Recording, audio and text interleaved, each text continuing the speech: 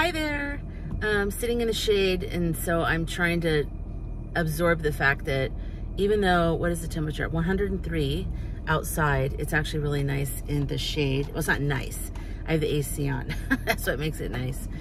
I wanted to tell you really fast that I went live on the full moon on Saturday at 8:30 p.m. LA time. And like I said, like 2 or 3 people showed up. I wasn't always looking at the numbers because I was trying to read cards and do different things, but it was 2 to 3 people that showed up. Thank you for the 2 to 3 people that showed up. But I have noticed since that people are viewing the video, which is kind of cool. I don't know if they're watching, if you are watching the whole video or whatever, but thank you if you have. I was kind of nervous, but then kind of not, because I kind of prepared for it. I was like, I already know that like no one is gonna watch this, because I remember when I used to go live every week on Blog TV, and I remember how much of a big deal it was to try to get people to come. Like, it was like you had to constantly let everyone know. And then Blog TV kind of put my promotional banner in the rotation, so I got kind of all the generics, all the regular people who don't know anything about me or what I talk about. And so that was fun when they came and they realized what I talk about, and they're like, ew, we don't care about this. And I'm like, okay, bye then. Like, why? Like, this is like earlier in video and live internet. So now people are much more seasoned. Like, the second level of people are like, you know, quicker to understand, like, oh, that's a hater, that's a troll, that's a whatever. But then we were like the pioneers of going live and just doing videos, because it was like, that's the first time you would see that kind of rudeness, you know, just right there. But anyways, I digress. I didn't have any of that, obviously, with the 3 people that came. It was actually really fun. I thought, maybe I should go live on my Instagram account. I should have gone live on the I Have Dreams, DAMMIT podcast Instagram, and I didn't think about that until I was live for a minute, and then I was like, oh God, because I saw people from like my magazine, I saw advertisers, I saw just different areas of my life, and I thought,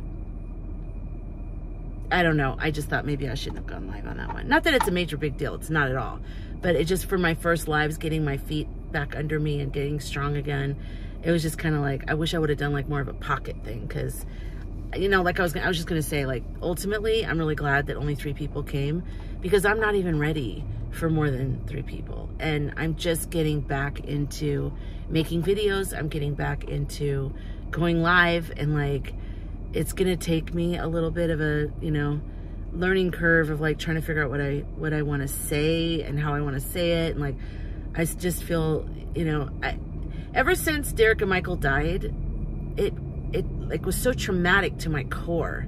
If you've dealt with any kind of trauma, like if you were attacked, or if someone in your life died in a traumatic way, or even just, I don't know, even if something that maybe doesn't sound traumatic to other people, but you consider it to be traumatic. For me, my trauma of the moment I realized that Derek was killed, when I was trying to help him every day, and I was trying to get him away from an abusive situation with a woman who threatened to kill him, when I found out he was killed, it was so life-altering to me that, I mean, I just feel like, you know, like when they say a comet hit the earth and it knocked it out of its rotation, or what do they say, like the tilt. I feel like my entire existence and my knowledge of who I am was altered forever, like knocked off. And so anything that I was confident about before, I was not confident anymore about it. And anything that I was really I had a strong opinion about, I didn't feel the same way about it. It was very life altering, and I really didn't even want to live. And I've said that a lot, but I'm going to keep saying it, because I don't want to ever forget that. And I also don't want to not say it for the person who's going through something like this, watching this, saying, I don't want to live. I know, I was there. That's when I got back into YouTube, actually. I couldn't watch people being entertaining. I literally sat in a dark room and cried and was freaked out and had night terrors, and I felt like he was visiting me. And even though it was positive, I could feel his energy, and it felt like there was a lot of fear connected to it, so it would scare me. But then I had very positive experiences with him, communicating with me after death. And I mean, we always talked about this. We always talked about, I mean, when I was like 20 or whatever, I made him promise me whoever died first would come back and let the other person know that there's an afterlife and that they're okay. And he would laugh and stuff, and then he was like, what makes you think I'm gonna die first? I'm like, I don't, but I'm just saying, like, whoever dies first. I've never said that to anybody, ever. Like, I've never been like, okay, so if you die, come back and tell me. So did my soul know that he was gonna die, you know, years later? Maybe, you know. So anyways, I'll go into that if you ever want me to, another day. I talk about him on my Death Talk podcast, and the link is below. I don't know, I talk about it in other interviews. I don't know if I've ever done an exclusive episode just about him, and then another one just about my brother, who died a year later, unexpectedly. Anyways, so yeah, so it was pretty traumatic, and a lot of my confidence went away. And so doing things like making videos like this or going live, first of all, I didn't even want to do it. I was like, I don't care. So I did make videos, but of myself, because I thought it'll be healing for me to look back on this someday if I make it through this. So I'm sorry, I always say I'm not going to go on these tangents, and then as soon as I start talking, I feel it's like suitcases within suitcases that get unpacked.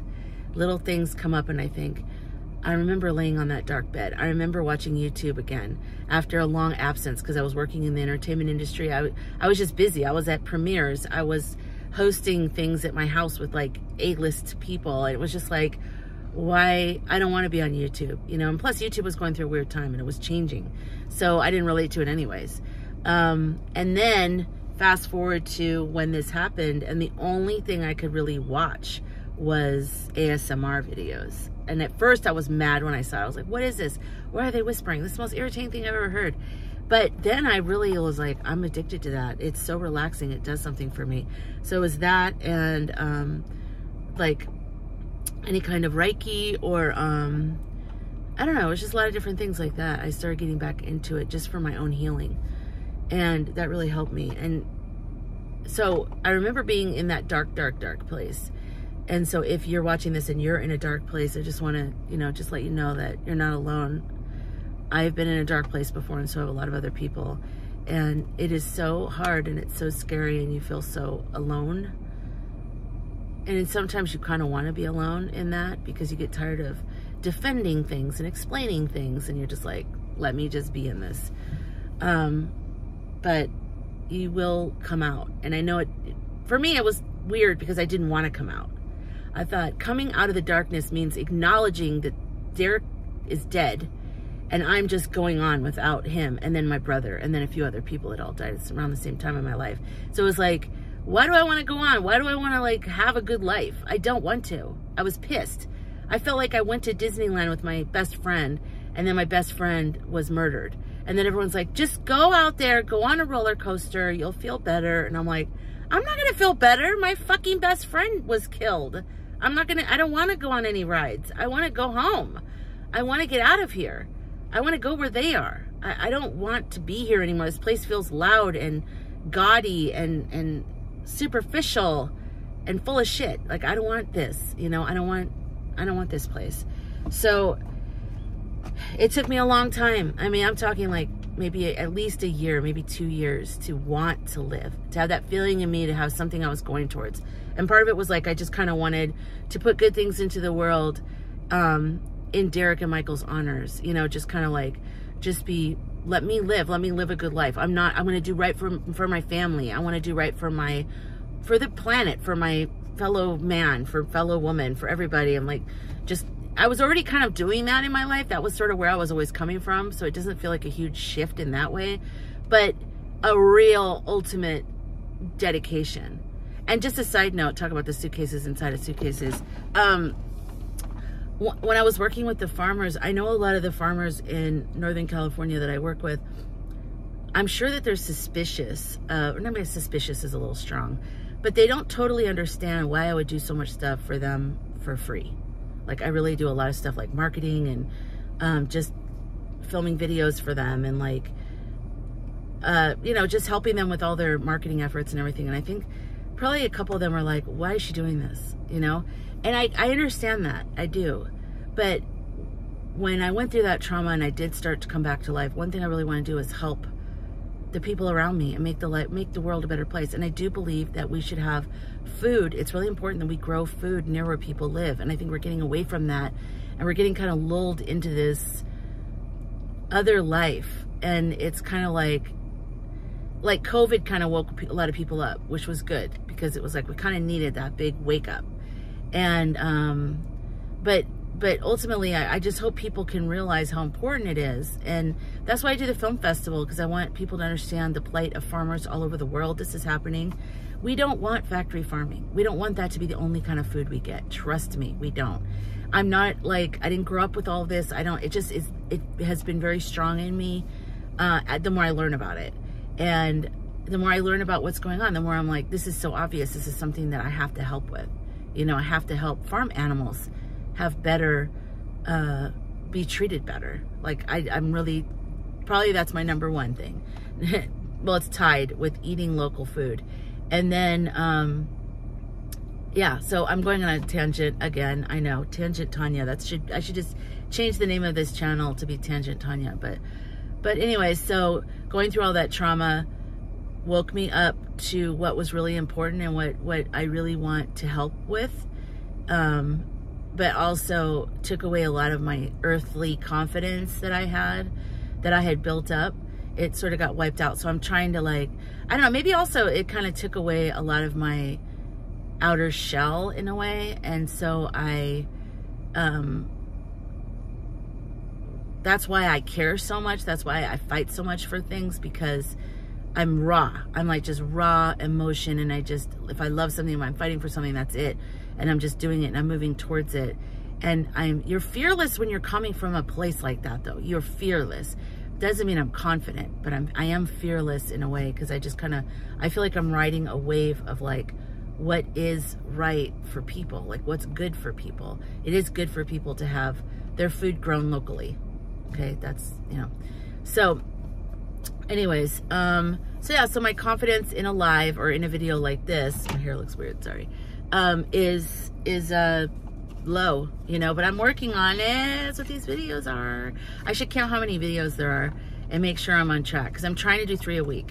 But anyway, so this one's over now. I'm trying not to go 30 minutes each time, but I hope you're well, and thank you for watching the live. You know, you don't have to watch it. It's just, I'm just practicing. I'm getting out there. I'm doing it. If you feel drawn to it, great.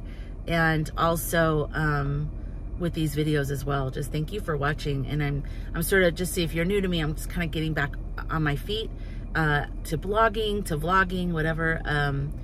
And the other thing I want to say before I leave is that I think I do want to do a channel on what I kind of go flip back and forth on. Maybe I should start a whole new channel where I do tutorials and stuff, because I'm a Final Cut Pro editor. I'm a filmmaker. I make videos with, you know, I have a Canon 7D. I have, you know, a drone. I've got iPhones. I have, what other cameras do I have right now? I mean, GoPros, but I know enough to help beginners or to help people just whatever on their journey with editing podcast, video or audio. Lots of office stuff. I was an executive assistant for a long time. That's actually what I started at Paramount Pictures. So anything that I can help people with like that, I would love to do that. And that's much more practical in terms of getting monetized and actually making a living at it than vlogging. Vlogging is like something I feel called to do, but I don't know if it's something that I would actually be able to make a living at, or if I could, it'd be weird and a long road. And I mean, I don't even think about that. But the other stuff I could monetize. I mean, because that's more practical and it's searchable and it's rankable and it's all that kind of stuff. So let me know what you think if you would be interested in that, because I always want to help like artists and creative entrepreneurs navigate all this tech stuff, whether it's video, social media, all that kind of stuff. So let me know if you'd be interested in that. And I do have a podcast course if you're ever interested in that. But yeah, so I hope you're well, and I will see you guys in the next video. Bye.